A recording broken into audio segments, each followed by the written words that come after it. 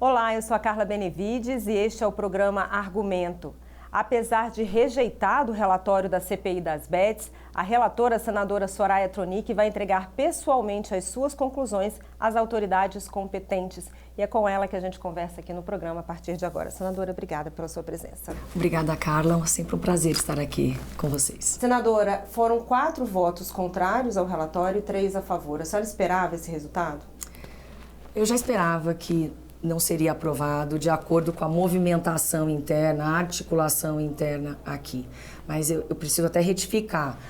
Alguns votos não foram computados, como é o caso do voto do senador Isolci, que também votou a favor. Justamente porque ele é suplente e os titulares votaram. Então eu gostaria de destacar esse voto positivo também. Então foram 4, mas um não foi computado.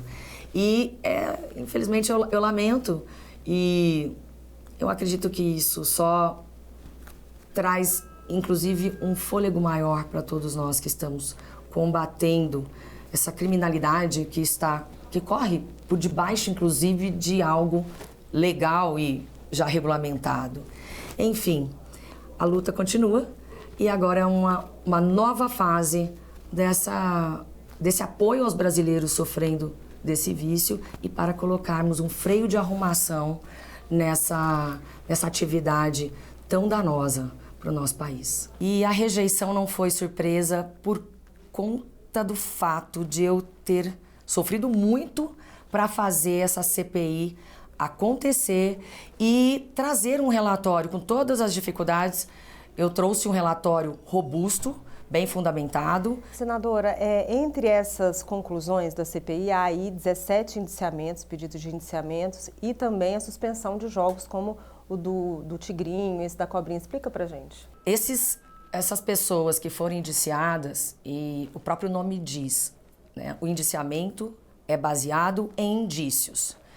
Nós conseguimos indícios muito fortes, robustos, que na verdade são provas que nós entregaremos para as autoridades competentes para seguirem com a investigação, porque o nosso trabalho acaba aqui. Então, mesmo essas plataformas que já estão autorizadas pela SPA para trabalharem, estão incorrendo contra a própria portaria. Então, isso nós iremos cobrar da SPA, porque não pode cometerem uma infração assim já no início, né, da operação. Então, há uma falta de respeito muito grande e a nossa legislação, que nós iremos trabalhar agora, porque eu irei protocolar os projetos de lei que nós trabalhamos neles, que seriam da CPI, da autoria da CPI, serão de minha autoria e com o apoio de alguns colegas que estão realmente preocupados com essa causa. O fato de ter sido rejeitado, senador, enfraquece o seu relatório? De jeito nenhum. Eu entendo que fortalece o meu relatório. Por quê? Porque quem está realmente acompanhando esta CPI já sabe do volume de negócios que esta atividade está gerando, do envolvimento do crime organizado nesta atividade, que também deixou de recolher tributo desde 2019, infelizmente, e está devendo para a população brasileira, porque, regulamentado ou não, autorizado ou não, há um fato gerador que precisa voltar para a sociedade. Então, o fato gerador houve. Então, cabe agora ao Poder Executivo fazer essa cobrança, nem que seja dentro de uma cota, assim, razoável, porque é difícil realmente de ter uma certeza sobre os valores gerados, mas sim, a Receita Federal, que esteve conosco na CPI, nos deu informações de movimentação de dinheiro. Então, com base nisso, sim, poderemos conseguir chegar a um valor de cada plataforma. A CPI, ela trouxe também à tona um tema que tem sido muito discutido também, que é essa questão da saúde mental, do endividamento das famílias, né? O fato de termos tido aqui influenciadores que elevaram bastante a audiência da CPI, trouxe esse tema para a discussão, inclusive com pessoas que até seguiam esses influenciadores e deixaram de seguir porque entenderam que a causa era outra, né? A senhora acha que esse debate, só por ter trazido à tona, já é importante? De extrema importância. Nós vislumbramos ali uma forma de burlarem a legislação consumerista que nós temos. Então, incrível como todos os consumidores brasileiros são protegidos, eles não podem ser enganados nas propagandas, nos comerciais, nas publicidades. E os influenciadores nitidamente enganam esses apostadores. Além de tudo, nomes tipo Tigrinho da Sorte. Não, é nitidamente um jogo de azar, tá? Com algoritmos manipulados, com contratos que recebem valores em cima da perda das pessoas. Como é que o Código de Defesa do Consumidor vai atuar em relação às bets? Se nenhuma empresa no Brasil pode ofender os direitos dos consumidores, por que essa pode? Ela é a única que pode? Então, esse tema é denso e abriu um leque de situações, principalmente porque o dinheiro circula em instituições de pagamento não rastreáveis. Nós conseguimos rastrear o CNPJ da instituição de pagamento, porém, eu não sei quais CPFs movimentaram recurso ali dentro das IPs. Isso também nós temos a proposta de mudança e de controle pelo Banco Central. Nós identificamos nesse meio a utilização das bets, dos cassinos online, para lavagem de dinheiro, evasão de divisas, sonegação. Então, uma série de crimes, de problemas gravíssimos que estão, sim, afetando, como você bem disse, a família dos brasileiros. Virou uma pandemia e inimaginável. Até para mim, quando eu pedi a abertura da CPI, eu imaginava que seria algo grande, assim, vultoso, mas jamais nessa proporção e nessa proporção danosa para a nossa população. Entre os seus pedidos de indiciamentos, tem aí influenciadores digitais, né, donos de casas de apostas, mas eu queria saber quais são os principais crimes que essas pessoas foram identificados que essas pessoas cometeram. Olha, crime contra a economia popular, o crime de 171 do Código Penal, que é o estelionato. Nós temos aí contravenções penais, porém a nossa legislação é de 1940 do Código Penal e, se eu não me engano, a lei de contravenções também, ela é muito antiga.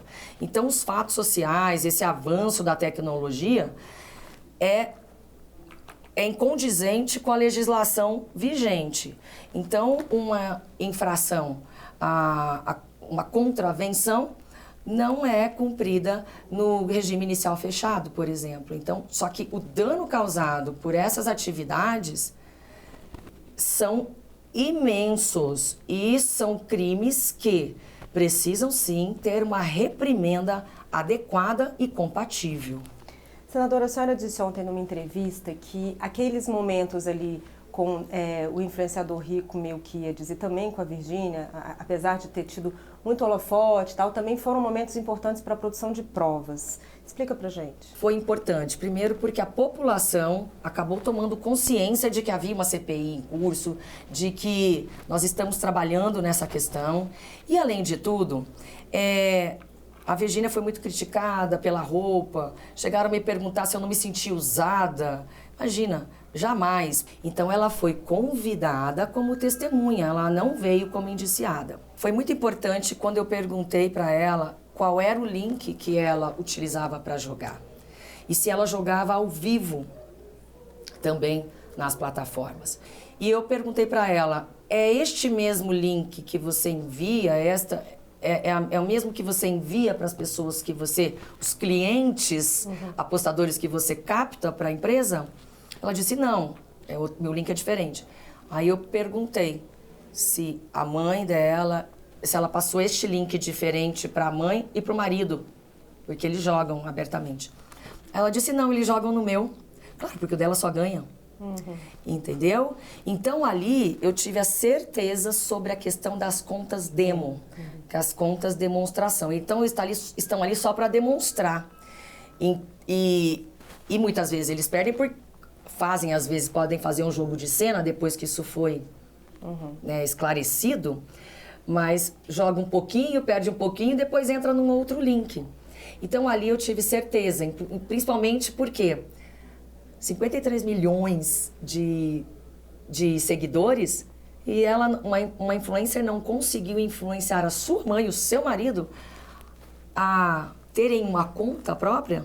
Então isso ficou muito claro, apesar de toda a pirotecnia. Eu estava muito focada em retirar dela informações. Ela contribuiu porque ela acabou ficando mais à vontade e naquilo nós conseguimos pegar no pulo. Da mesma forma, o Rico Melquiades. Um dia depois, já com mais e mais informações, eu queria vê-lo jogando, porque eu nunca via a Virgínia ali jogando e naquele dia anterior eu não havia tido essa ideia. Então ele perdeu um certo valor, depois ganhou, no total ele ganhou acho que R$80, algo assim. Quando ele terminou de jogar, eu falei, mas você jogou onde agora? No Tigrinho, né? Ele falou, Tigrinho. Eu falei, mas você faz publicidade pra qual? É pra Cobrinha. Eu falei, então jogue na Cobrinha.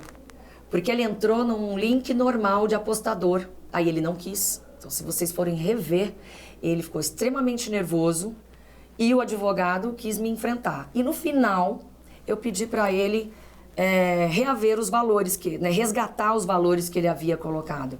Ele se negou terminantemente, quase chorou. Porém, enquanto ele olhava para mim, microfone assim, e me dizia que ele não iria resgatar, que já aquilo já era demais, ele acabou resgatando R$500 e ele falou, vem aqui ver. Eu resgatei R$500. Eu falei, bom, ele tinha R$1.000 no Tigrinho. Eu falei, poderia ter resgatado tudo, porém, eu queria ver você resgatando da Cobrinha. Então ali, ele foi pego no pulo, com a tal da conta demo. E isso é um escárnio, infelizmente. Mas o escárnio não vem só da publicidade e a tendência é retirarmos de verdade toda a participação de pessoas, de pets, de seres vivos em geral, aparecerem nessas propagandas, reduzir os horários, mas, acima de tudo, nem mesmo pessoas da inteligência artificial. Por quê? Porque a tecnologia caminha e eles podem burlar a legislação se nós nos esquecermos da inteligência artificial. Senadora, a senhora disse, para a gente finalizar aqui, que esse trabalho não termina com a CPI. A senhora vai entregar pessoalmente quais são as autoridades, todo esse trabalho vai ser entregue para quem? Bom, creio que eu, senador Isalci, senador Alessandro Vieiros, que votaram a favor do relatório, até mesmo o senador Girão, que eu consegui convencê-lo no último momento, nós iremos entregar para o diretor-geral da Polícia Federal, Andrei Rodrigues, também para o PGR, Paulo Gonet, porque são as autoridades que podem dar sequência, podem arquivar essa nossa denúncia, porque virou agora uma denúncia, sim, certo? Ou dar continuidade. Eu acredito que eles darão continuidade, porque nós já sabemos, nós tivemos aqui ajuda da Polícia Federal, da Polícia Civil e outros órgãos, inclusive MP. Mas também entregaremos para o ministro do STF, Barroso, o ministro da Justiça, Ricardo Lewandowski, o ADI, que é o secretário nacional de Direito do Consumidor, também para o ministro Haddad e Regis Dudena, que é o secretário da Secretaria de Prêmios e Apostas, e também para o presidente da República, porque eles precisam ter a noção do que foi coletado durante esse período e as pessoas irão saber sim, não é porque não passou que nós não iremos entregar, porque entregar para as autoridades. Eu não posso, de maneira nenhuma, me omitir. Senadora, obrigada pelos seus esclarecimentos. Muito obrigada, Carla. Obrigada. E eu agradeço a você também que nos assistiu. Se você quiser rever esse programa, é só entrar no nosso site, senado.leg.br/TV ou no nosso canal no YouTube. Obrigada pela sua companhia e até a próxima.